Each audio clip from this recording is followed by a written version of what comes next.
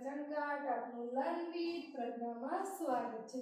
તો વિદ્યાર્થી મિત્રો આજે આપણે ધોરણ 6 સ્વાધ્યાય 12.1 માં દાખલા નંબર 15 નો અભ્યાસ કરીએ કે એક માતા પોતાની બે દીકરીઓ શ્રેયા અને ભૂમિકા વચ્ચે ₹36 તેમની ઉંમરના ગુણોત્તરને આધારે વહેંચવા માંગે છે। જો શ્રેયાની ઉંમર 15 વર્ષ અને ભૂમિકાની ઉંમર 12 વર્ષ છે તો ભૂમિકા અને શ્રેયાને કેટલા રૂપિયા મળશે? પહેલા તો ઉંમરનો ગુણોત્તર શોધી લઈએ તો ઉંમરનો ગુણોત્તર બરાબર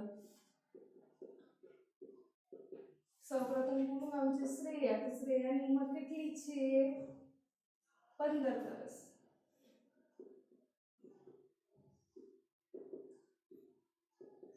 અને ત્યારબાદ ભૂમિકાની ઉંમર 12 વર્ષ।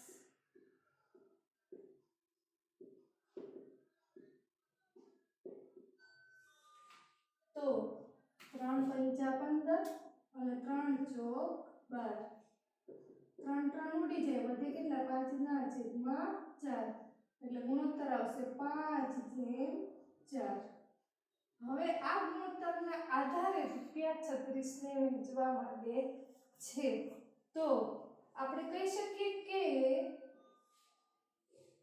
કુલ ભાગ કેટલા હશે? તો કુલ ભાગ બરાબર 5 + 4 એટલે કે 9 મળે છે। હવે શ્રેયાને મળતા રૂપિયા બરાબર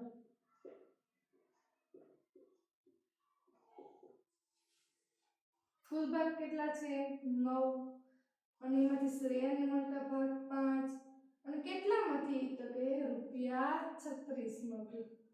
9 ચોક 36 ને 4 પંચા ને 20 રૂપિયા મળશે। કોને? તો કે શ્રેયાને।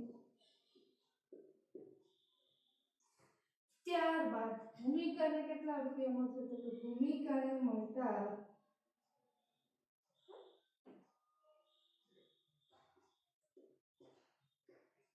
રૂપિયા બરાબર, તો ભૂમિકાને મળતા ભાગ કેટલા છે? 4, કેટલામાંથી? તો કે ટોટલ 9 ભાગમાંથી ગુણ્યા 36, 4 × 9 = 36, ચોકે ચોકે 16, તો ભૂમિકાને મળશે ₹16। દાખલો સાચો છે કે ખોટો એની ગણતરી કરવી હોય તો આ બંને રૂપિયાનો સરવાળો કરો એટલે ટોટલ આપણી પાસે જેટલા રૂપિયા છે એટલા મળવા જોઈએ। 20 + 16 એટલે ₹36। તો મતલબ કે આ દાખલો સાચો। એવી રીતે તમે તમારી દાખલાની તસલ્લી કરી શકો છો। મિત્રો વિડીયોને પોઝ કરી તમારી નોટબુકમાં નોંધી લ્યો। મિત્રો મારો આ વિડીયો પસંદ